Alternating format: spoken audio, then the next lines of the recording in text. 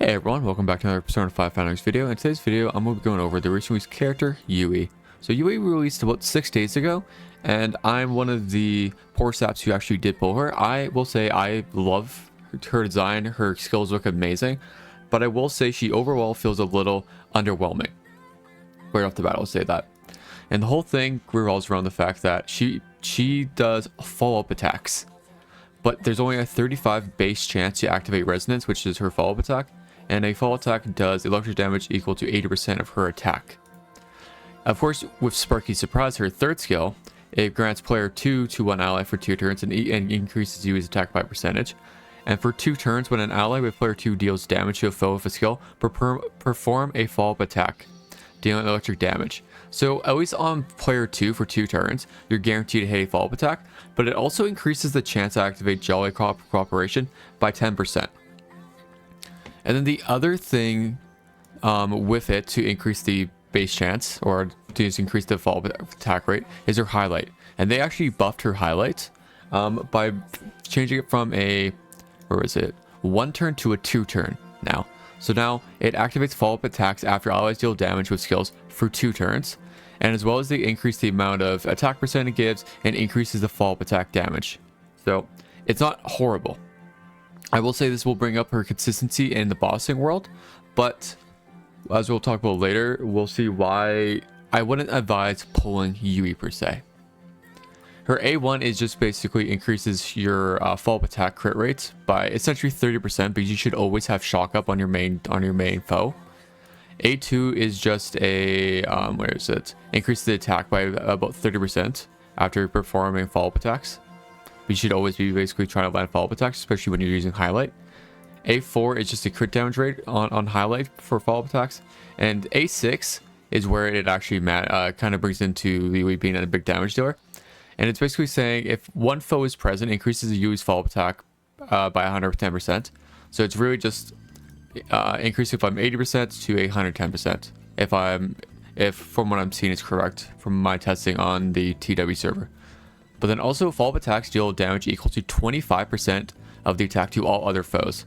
So now instead of Yui being straight single target, now with her follow-up attack, she can now always radiate outwards to all the other enemies hit by 25%. So not that bad.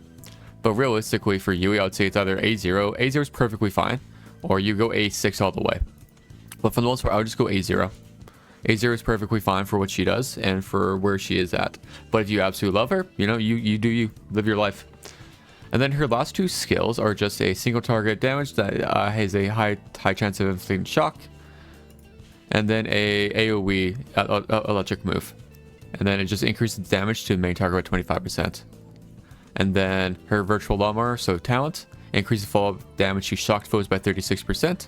And then when an ally has player 2, increases that ally and Yui's crit rate by 12% and attack by 12%. So again, these 2 aren't bad. She feels okay right now. But with the future of us getting Makoto Nijima from Persona 5, I would say that Yui is kind of a skip, unless you're like me and you actually love the way she looks, her playstyle, all of that, which I do.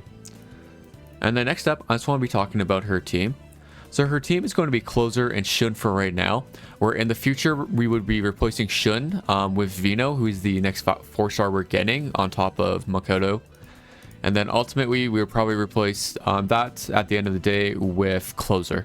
Sorry, not Closer, Cord. And then for speed teaming wise, you want Closer to go first, into our Wonder, into a Shun, and hopefully our Yui to go last. I don't have the Revelation cards right now to be able to farm out and speed tune it that way. So right now, my Yui goes second and my Closer last, but that's not the biggest deal in the world. And then for our Wonders personas right now, I'm using Yanis for the Rakunda and of course the marked target on him. I'm using Yurlangorder for the right here. Increases foes crit damage taken by 14% and it's shocked. Increases by 9% more, 23%. And then ultimately it's going to be at about a 29% once I fully max them out. And then the last one I'll be using is Narcissus. Narcissus you unlock by gaining Merope to rank 13 in your synergy tab. But it's because after inflicting Windswept, increased main target's damage taken by just straight up 17.6%, or really 22.4%. And he applies a wind swept quite frequently because of his wind swept boost and due to his spike being at 95%. But that is who I would advise using for right now. And of course, once we're able to, you can of course use Norn if you don't have, for example, Narcissus, where you get Norn at level 60 because of his after inflicting wind swept, decreased target's defense by 22%, but really 31.5%. Not bad. And then lastly, I'm just going to go over, show a little bit what Yui can do. I'm just going to go to Sea of Souls.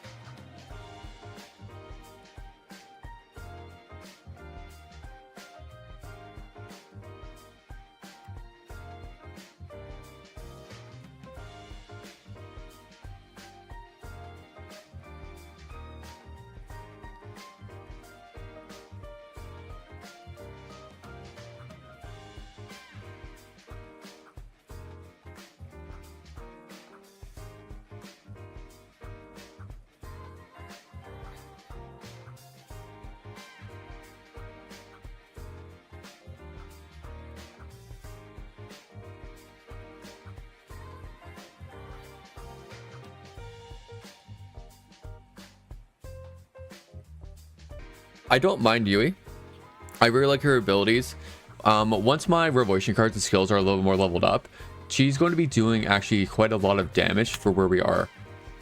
But my team isn't straight up built up yet, just because I've been so focused on my main team that I kind of use for everything general wise, which is my fire team. My fire team, which is comprised of my On, my Key, and my Luful, is kind of my main team right now, as you guys probably have seen some of my other videos, and I always up-talk the fire team. But overall, I just gotta say that Yui just doesn't feel super impressive. Don't get me wrong, she's not bad by any stretch of the matter. I wouldn't say she's a bad unit. If you want to grab her, of course. But overall, I wouldn't advise grabbing her for anybody who is free to play. Just because, unless, like I said, you absolutely love her, you like her design like I do, I would skip her. I would wait until Makoto Nijima for a single target damage dealer. That is so much easier to play and less RNG dependent, even with her highlight ability. And that's kind of what I want to talk about now for a quick second, is now that they're showing that they're willing to buff units on release, now it's kind of hard for people to say this unit is for sure a skip or for sure a pull, because we never know what they're going to do with, for example, with the character Fox. We don't know yet until we see his release and see if they do anything to buff. But with that, I'm going to end the video here. I hope you guys have a good day, have a good night, and I'll talk to you guys soon. Bye bye.